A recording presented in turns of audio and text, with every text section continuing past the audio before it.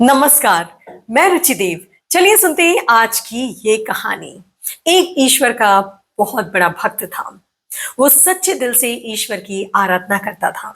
एक दिन उसने ईश्वर से कहा कि हे प्रभु, मैंने आपको कभी देखा नहीं है, लेकिन मैं आपको महसूस करना चाहता हूँ। मैं ये महसूस करना चाहता हूँ कि आप हर पल मेरे साथ हो। तो ईश्वर ने कहा कि ठीक है, कल से तुम समुद्र के किनारे जब पैदल चलोगे तो तुम्हें दो पैरों के निशान नहीं बल्कि चार पैरों के निशान दिखाई देंगे, दो तुम्हारे और दो मेरे। अब ये भक्त को रात भर नींद नहीं आई। खुशी के मारे उसको बेचैनी भी होने लगी। उसे लगा कब सुबह हो और कब मैं समुद्र के किनारे जाऊं। अब दूसरे दिन जल्दी जल्दी वो उठा और समुद्र के किनारे वो पैदल चलने लगा तो क्या दिखता है, दो नहीं बल्कि चार पैरों के निशान है। अब तो उसकी खुशी का कोई ठिकाना ही नहीं रहा और ये सिलसिला इसी तरह चलने लगा।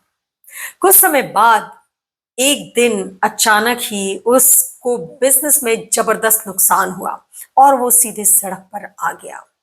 धीरे धीरे उसके रिश्तेदार, उसके मित्र, यहां तक कि उसके अपनों ने उसका साथ छोड़ दिया। फिर एक दिन वो समुद्र के किनारे जब पैदल चल रहा था तो क्या दिखता है, सिर्फ दो पैरों के निशान हैं। उसके दिल को बहुत चोट पहुंची। उसे बहुत दुख हुआ कि इस कठिन परिस्थिति में ईश्वर ने भी मेरा साथ छोड़ दिया।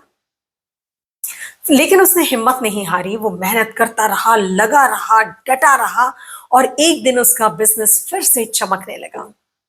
धीरे धीरे उसके मित्र, उसके रिश्तेदार, उसके अपने सब उसके करीब आने लगे। फिर एक दिन वो समुद्र के किनारे पैदल जब चल रहा था तो क्या दिखता है, चार पैरों के निशान। अब तो उससे रहा ही नहीं गया। उसने कहा कि हे ईश्वर, जब मेरे ऊपर कठिन परिस्थिति आई थी और जब मुझे सबसे ज्यादा आपकी जरूरत थी, तब आपने मेरा साथ ही नहीं दिया। मेरे सब लोगों ने मुझे छोड़ करके चले गए, मुझे जरा भी दुख नहीं हुआ क्योंकि ये दुनिया ऐसी ही है। लेकिन तुमने मेरा साथ छोड़ दिया।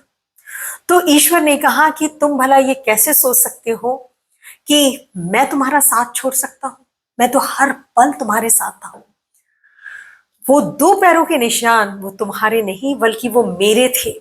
मैं हर पल तुम्हें अपनी गोद में लेकर के, अपनी बाहों में लेकर के तुम्हें चल रहा था।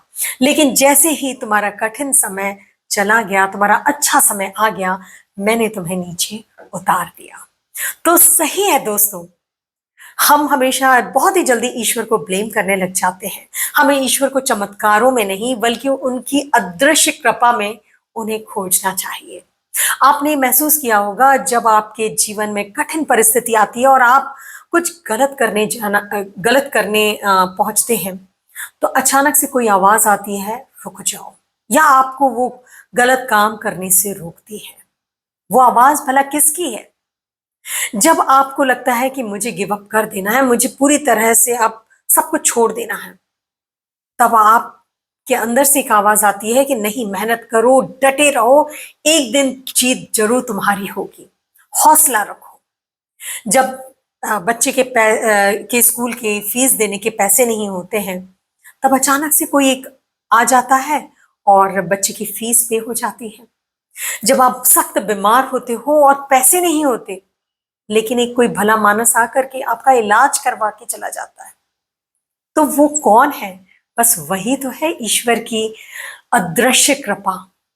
तो चलिए दोस्तों, अगले सोमवार हम फिर सुनते हैं एक नई कहानी, एक नई सीख के साथ, शाम 5 बजे मेरे चैनल ब्लू विथ रुचि देव पर। और दोस्तों, मैं आपसे यही कहना चाहती हूँ कि हार तब तक मत मानना जब तक कि जीत ना चाहो।